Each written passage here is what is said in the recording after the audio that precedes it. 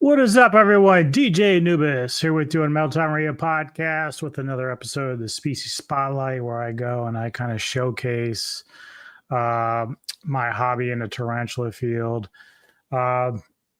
Basically, I just go through, kind of talk about the different types of tarantulas I have. I don't spend time on stuff that I don't have yet, or will have gotten. But this time around, I'm going to be talking about the Acanthoscurria Geniculata, and that's the scientific name. The common name for this is the Brazilian White Knee Tarantula. I currently own a Brazilian black as well as a Brazilian blue.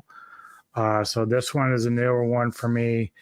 This one has like a little bit of brown, but has like white bands around its legs. And again, this is terrestrial New World, so the venom is not very potent, but it can get large, and obviously larger spiders, larger fangs could hurt regardless. But they do kick urticating hairs. And for those that haven't seen any of my other videos, these hairs, like I currently have been dealing with some itching on this hand because of a hair or something that I got, maybe either from that one, because mine right now is only about yay big, and I would show people, but she's currently in her hides. Like I think she's going to molt again. She's been pretty large, so she'll be molting again soon. They get up to about, I don't know, 21 centimeters for the leg span. They can get to be about the size of your hand after a little while. Obviously, but they're fast growers, and again, like most tarantula species, the females will live much longer than the males. This is a good beginner's tarantula, but again, like one thing you need to learn about the New Worlds is the hair kicking. Even on the webs, like they will lay, their hairs on the webs, sort of like a scent almost for themselves, and but we're going to go in and watch a quick video by Tarantula Collective about this particular species of spider, and we'll give you a little bit more familiarity of what this spider is all about and the beautiful markings and stuff. So let's check it out. Acanthoscuria geniculata, or you may know it by its common names: Brazilian White Knee Tarantula, the Giant White Knee, or the White-Banded Tarantula. This is a fast-growing New World tarantula that comes from the northern forests of Brazil. This species can reach up to a solid 8-inch leg span and has been known to reach nearly a 4-inch leg span within a year. Females of this species can live up to 20 years, though males tend to only live about 4 years on average. Being a New World species, this tarantula does have urticating hairs that can be quite irritating. And being a nervous and defensive T, they do not hesitate to kick them.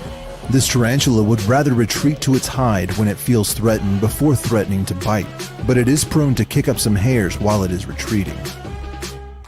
Be careful not to get these urticating hairs in your eyes, nose, or mouth, as that can be very uncomfortable and possibly dangerous. Yeah, and that's the thing I've talked about before with the hairs themselves, like you don't want to get them in your eyes.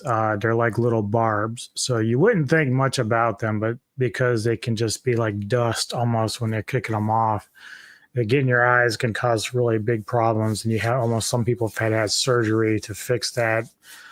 So you don't want that to happen. Uh, Getting on your skin is a sucky thing because it like the itching will last for like a month. I have to take like, regular allergy pills and stuff to keep the itching down and the outbreak basically. But yeah, once it happens, you want to make sure you wash your hands. Don't rub it on your body. I made a mistake of my Brazilian black when he got me. I was scratching for a month and it doesn't go away right away. The itching it's almost like a mosquito bite. You know how like a mosquito bite will itch and then not do anything for a few days, then come back. This is sort of like what this is. So like, I don't know, the hair got in here somewhere and it's probably from the Brazilian white because even at this size, I could see that it was still kicking hairs. Like it still gets annoyed. So yeah, you have to be very, very careful with this stuff because it's so itchy, but it's kind of like when you have an allergy to a cat, like you love them too much that you're not going to stop you're not going to stop having cats, you're not going to stop having spiders. I am very much into the hobby. I've really grown to love it a lot. I'm up to 24 different species right now. I did have a couple males pass away recently, but that's expected.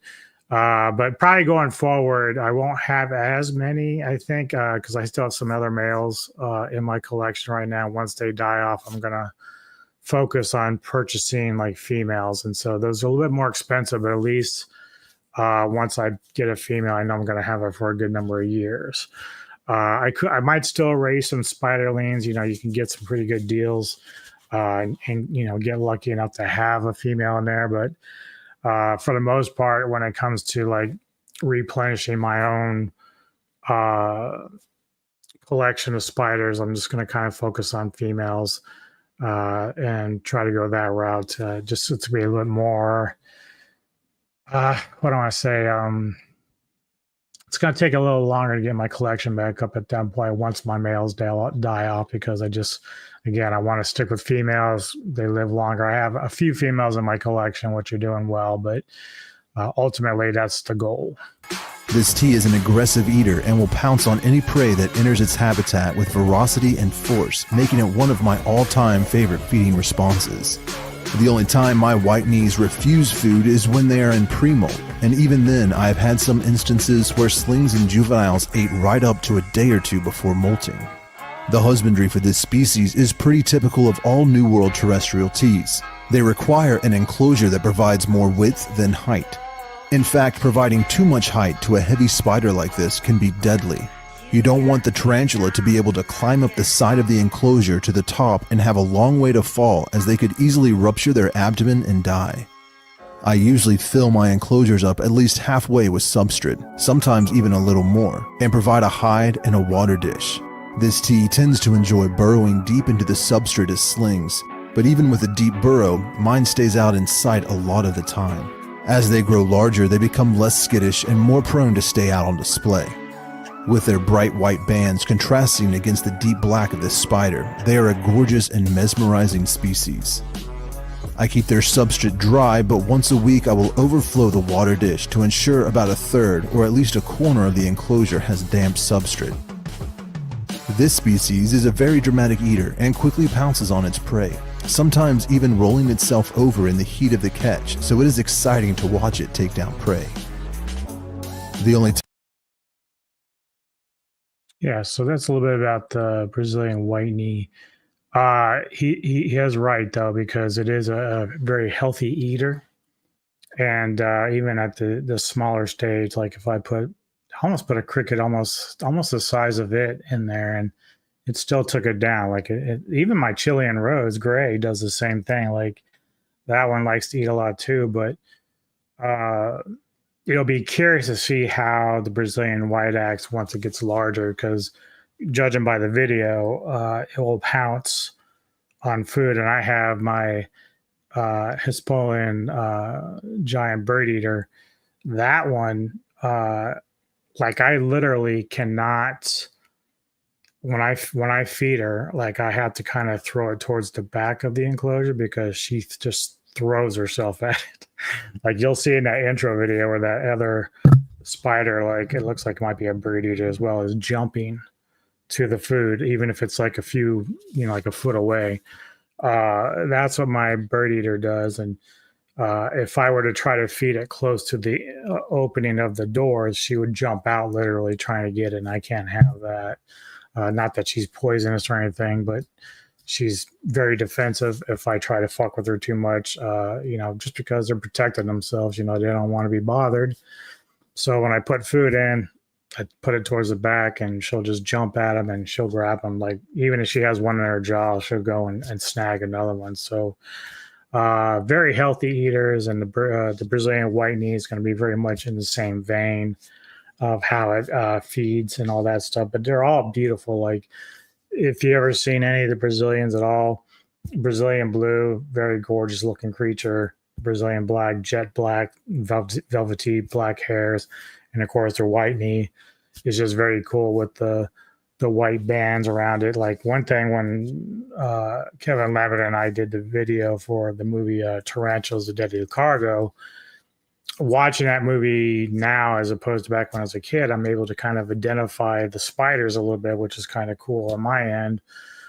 We figured there was some Brazilian white knees in there as well as the Mexican red leg as well, because they're very docile spiders and very easy to work with in terms of like handling and stuff like that. So it makes them good candidates for movies and stuff like that when you want to just have spiders crawl on you or whatever. So great beginner spider, obviously. Again, as he said in the video, you want to make sure that your height isn't too high in your enclosure. Mine and my current one for my Brazilian black probably should be a little higher than it is, but it's not super high. I've moved him away since I had before.